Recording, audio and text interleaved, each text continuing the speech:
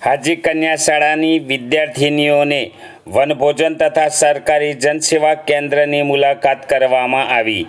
શાળામાં ધોરણ 1 થી 8ના તમામ વિદ્યાર્થિનીઓએ નીલકંઠ મહાદેવ પર્યટન તરફ પ્રયાણ કર્યું। રોડ પર લાંબી કતાર સાથે શિક્ષક મિત્રોના સાનિધ્યમાં બાળકો પેદલ યાત્રા કરી હતી। સૌપ્રથમ મામલતદાર કાર્યાલયની મુલાકાત કરી પ્રિતેશભાઈ પટેલ દ્વારા આ કાર્યાલયની માહિતી આપવામાં આવી।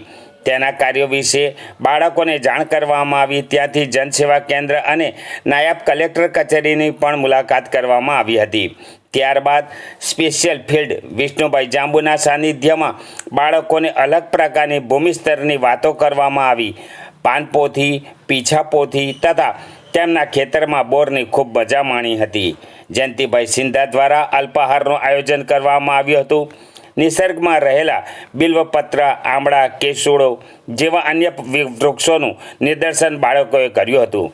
નીલકંઠ મહાદેવ મંદિર પહોંચ્યા બાદ જેએમ શાહ કોલેજ તાલીમાર્થીઓ તથા રીબકાબેન ગામિત, ભૈલાલભાઈ માછી અને સુશીલાબેન પરમાર દ્વારા ધોરણવાર અલગ અલગ રમતોનું વિભાજન કરવામાં આવ્યું હતું, જેમાં લીંબુ ચમચી, સંગીત ખુરશી, ધીરજતા, બિસ્કિટ, ચોકલેટ કૂદકા, વિઘ્ન દોડ, રસ્સા ખેંચ, દોરડી કૂદ વગેરે રમતો રમ્યા હતા। શાળાના સિનિયર નિવૃત્ત શિક્ષક પરસોત્તમભાઈ પરમાર તથા એસએમસી શિક્ષણવિદ શિવાભાઈ પઢિયાર, એસએમસીના સભ્યશ્રીઓ તથા વાલીઓ પણ વનભોજનમાં જોડાયા હતા। વનભોજનનું વિશેષ પ્રવૃત્તિ સંજયભાઈ પઢિયાર અને વિષ્ણુભાઈ જાંબુ દ્વારા અલગ અલગ શાકભાજીમાંથી ઉબાડિયું બનાવ્યું। આ પ્રવૃત્તિ બાળકોએ પ્રથમ વખત જોઈને દંગ થઈ ગયા હતા। વનભોજનમાં શ્રીમતી રેખાબેન નારિયેલવાળા અને તેમના સ્ટાફ સહિત વેજ પુલાવ, જલેબી, છાશ સાથે જમીને આનંદ માણ્યો હતો।